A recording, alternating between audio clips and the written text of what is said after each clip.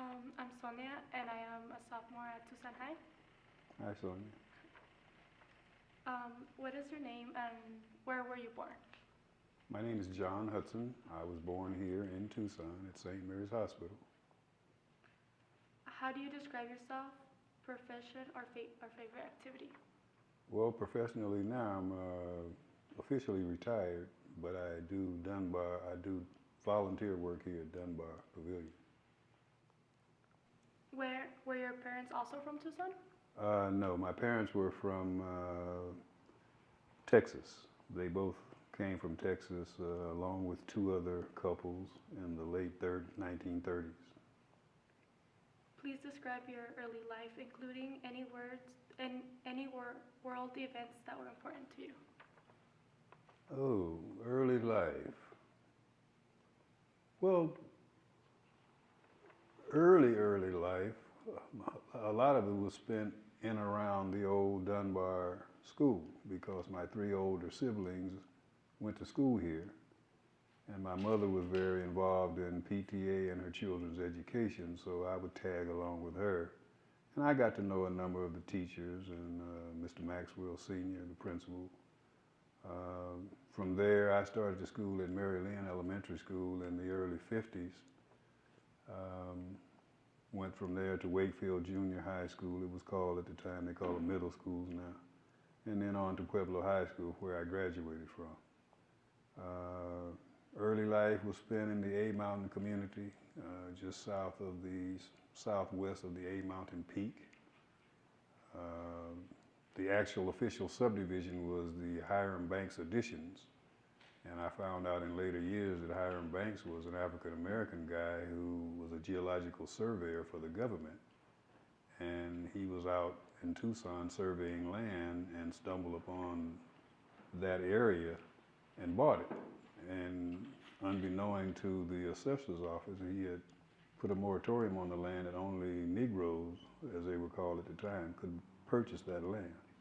So my dad and one of the other couples, my mom and dad and one of the other couples that had moved from Texas together, they bought 40 acres apiece in the A Mountain area, Vista del Pueblo area, where Cholla High School is located out in that area now. And my younger childhood, you know, playing sports like kids do, football, basketball, baseball, softball, and cutting up, being a nuisance to my parents. What neighborhood were you raised in? Would you describe that neighborhood? The A Mountain neighborhood, I would describe it as, at that time it was predominantly Negro, or more currently African American. There's an African proverb that states it takes a whole village to raise a child. And I tell people nowadays that I thank God that I was raised in a village, because not only your immediate family took part in rearing you, the whole community took part in rearing you. And a lot of other parents in the community also invested in my growth and development and got me exposed to community work. As an example, the A Mountain Area Council was located in the neighborhood when I was in my very young teens. Very adventurous, so I stumbled by there one day to see what was going on. And the director of the program, you know, got me involved as an early teenager. And then at some point I went on to be the president for a number of years of the A Mountain Betterment Association. And during that period of time, we were able to build the A Mountain Fred Archer Center while I was the president of the Neighborhood Association out there. So it was a great place to grow up. Great place to grow up. Were there any Chinese grocers in that neighborhood? Yes, there was, as a matter of fact. There was one right there on Mission Road. Currently where Star Pass goes over Mission, that was once just the extension of 22nd. Just north of that area, on the west side of Mission Road, there was a market. I think the actual name of it doesn't escapes me at the moment, but it was Chinese owned, and the people were very friendly. And as Mr. Maxwell said earlier, part of what they did when they came to Negro neighborhoods, they understood the people that they were dealing with. These were working people, didn't make a lot of money, and they would always extend credit to help, facilitate their ability to keep their families fed. And that was the same thing in A Mountain as it was, here in this Dunbar area, Lim Nui Market, and then I just remembering there's a park there on Vista del Pueblo Drive. We called it the A Mountain Park, but I think it's the Vista del Pueblo Park. And for many years there was a store across the street, and I never knew the gentleman's name. All we called him was Mr. Wally. And he was a Chinese gentleman, took part in the community, because as the community became more sophisticated and oriented toward doing festivals, ethnic festivals and that kind of thing, the Chinese store owners would donate, to that cause and help that cause, because they were, in a sense, investing in their customers. We were the ones keeping them in business, so, when we needed them on a given occasion for a festival, a Juneteenth festival, whatever, they would step up and participate and help us out, make donations of food and meats and that kind of thing. When did you first begin to interact with Chinese grocers in Dunbar neighborhood? I was a little kid, as a matter of fact, because my mom and dad were very instrumental in the development and actual construction of a church, African-American church on 10th Avenue between 3rd Street, which is now University Boulevard, and 4th Street, about halfway between 3rd and 4th Streets. Well, Mr. Lim Nui's Market was on the northeast corner of the intersection of 3rd and 10th. So I used to get, this was back during the days of corporal punishment. Parents spanked their kids. So I used to get spankings for sneaking out of church and going up to Lim Nui's Market. And sometime he would warn me, when I'm standing there in his store and he could look over my shoulder out the front door and see one of my parents coming. He would kind of wink his eye or something to get my attention to let me know that danger was on the way. So we would go over there and buy candy, and sometimes, if you didn't have enough money, he would, let you have some of it for free. It was always a good experience. They were very wholesome, hearty, helpful, and even I'd go so far as to say loving people. They were making money, but they weren't just in it for the money. They were people-oriented. That's what I always appreciated, and I took that away as a kid and, hold on to it to this day.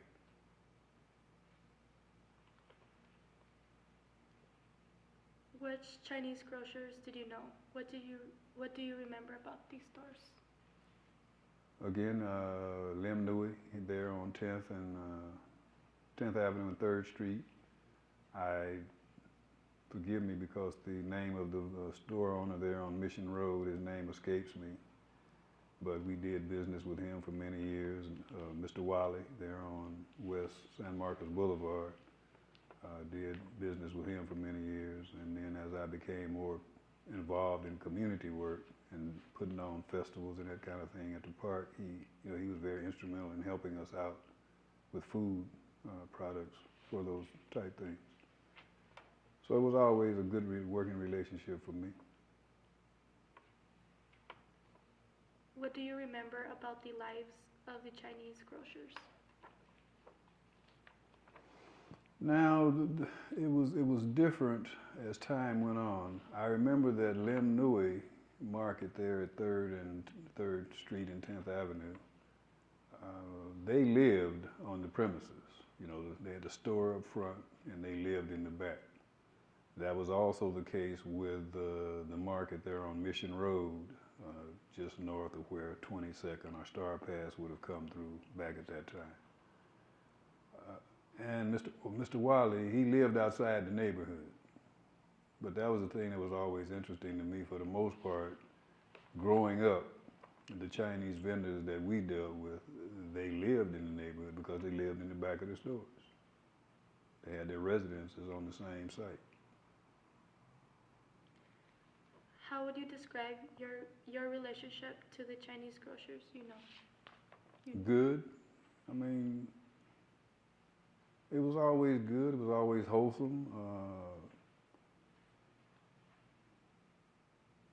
They were very strict, which I can understand that because this is a place, we were kids and we didn't necessarily see it that way, but in retrospect, I realize now that I'm an older person that was a place of business. It was not somewhere to play.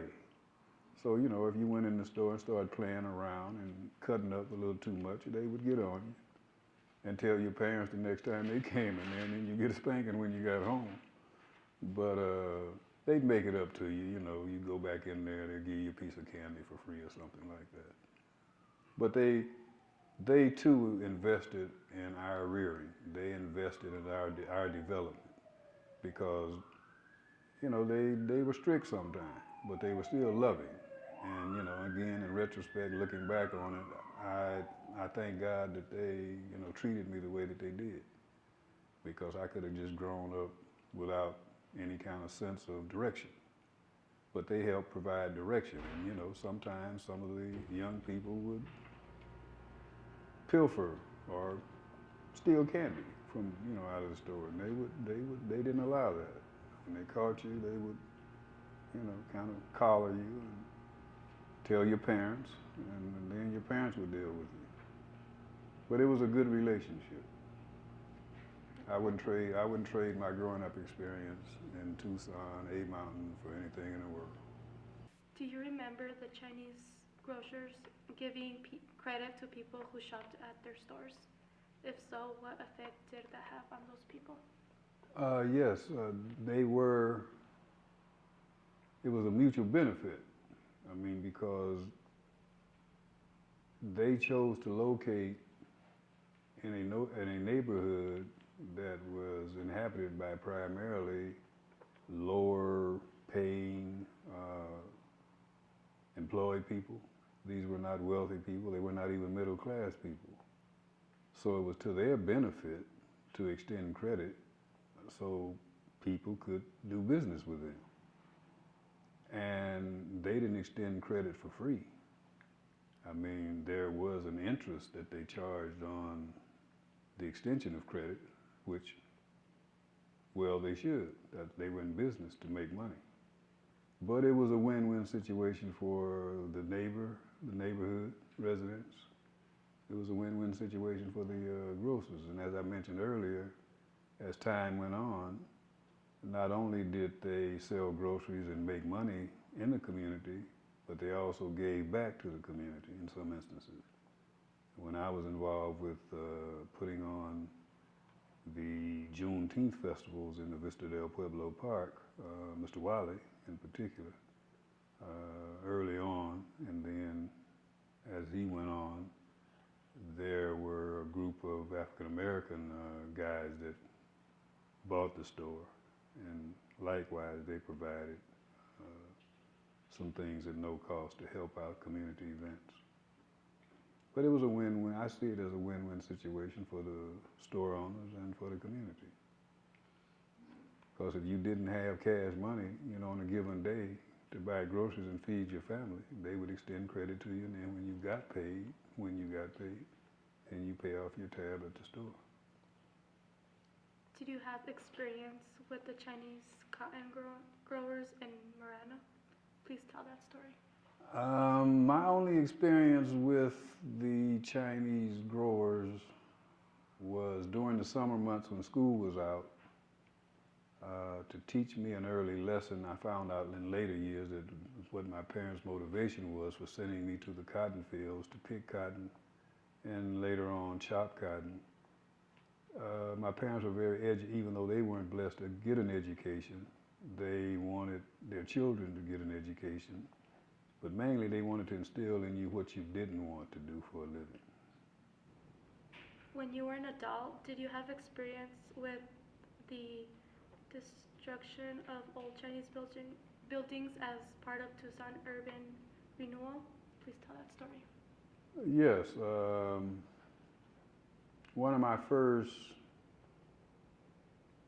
administrative management type jobs in municipal government was with the city of Tucson. Cutting to the chase, I became the city of Tucson's urban renewal property manager at a very young age. And what that meant was that this was a total acquisition and demolition and reconstruction type program. So all the properties within the boundaries of urban renewal, at some point the city acquired them either through eminent domain, that is, which through the courts. And I happened to get involved with the Yinong Association, which was right there on Main Street, South Main Street, just south of Broadway, the old configuration of Broadway. Right on Broadway, well, about a block in was the El Charro, the old original El Charro restaurant, but just on the south, on Main Street, was the Yinong Association. And this was a Chinese cultural, entertainment, you name it, center. And as property manager, it was part of my job to keep the property inspected, because as we became the owner, we became the landlord, and we had to keep the property up for, safety and habitable conditions. And it was a very interesting thing for me as a fairly young guy in my very early 20s by that time, to see this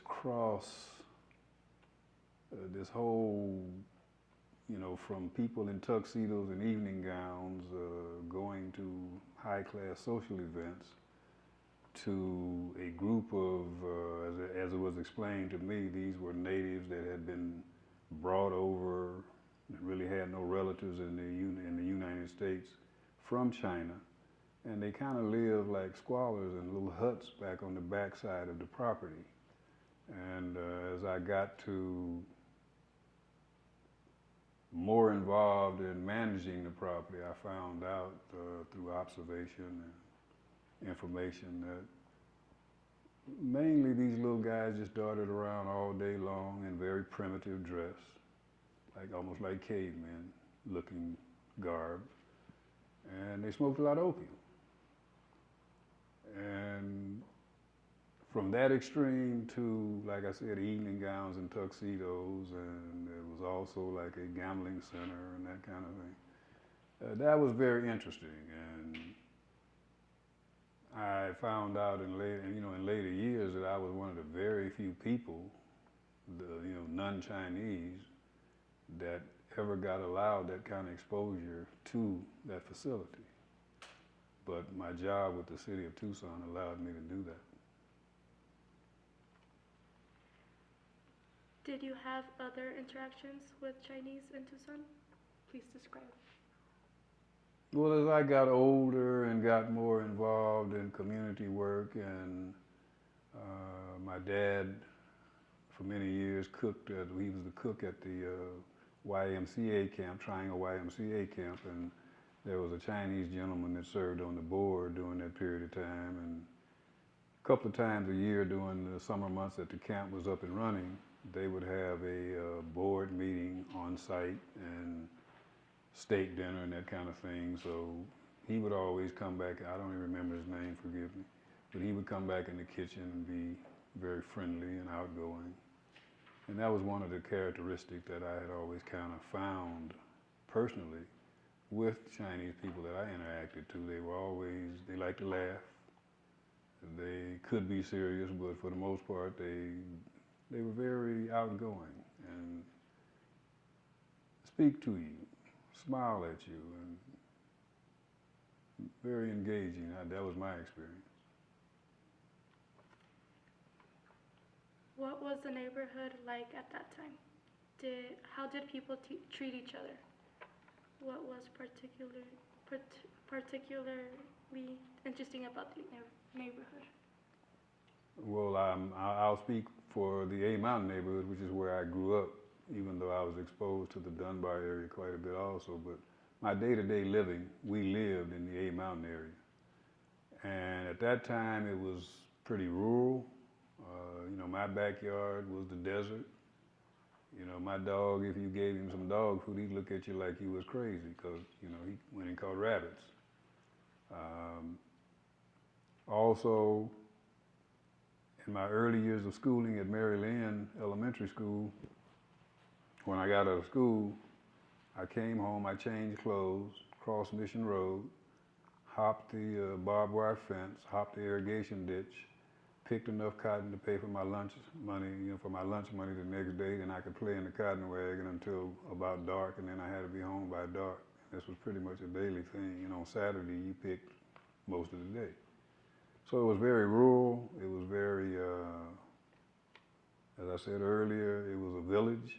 The whole village raised the young people in that neighborhood, in that village. If, the neighbor down the street saw you doing something that you didn't have any business doing, the information would beat you home. And it was wholesome. It was, in my humble estimation, I don't want to editorialize, but that's what's missing in our society today.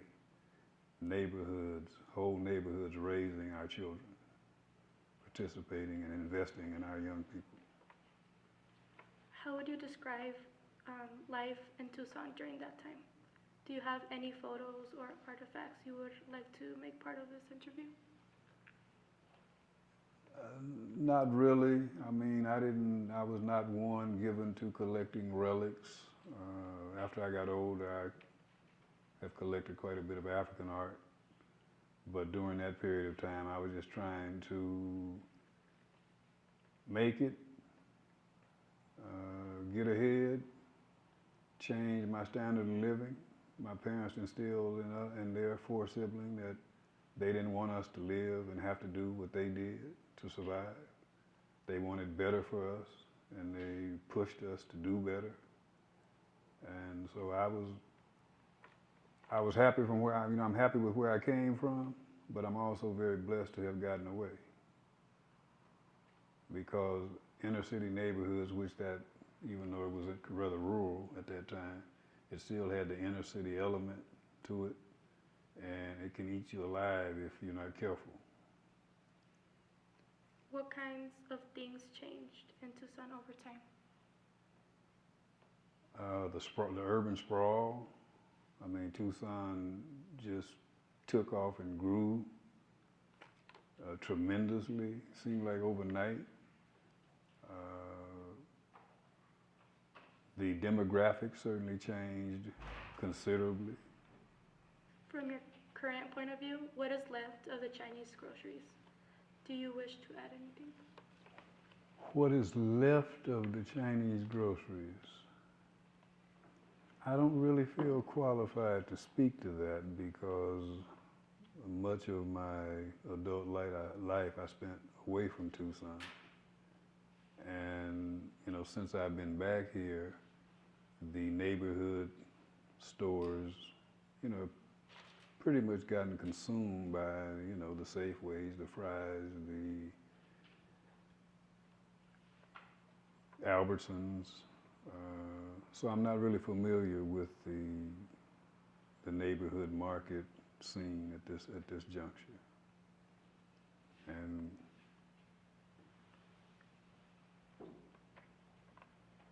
the only thing else I would have to say is that, what we have talked about in the course of this discussion, in terms of what I do remember about dealing with the neighborhood markets, the Chinese-run stores in our communities, I feel that was a very good part of my life journey. I wouldn't trade it in for anything. That's all else I have to say. It's something that I'll always appreciate the experience. Thank you. Thank you.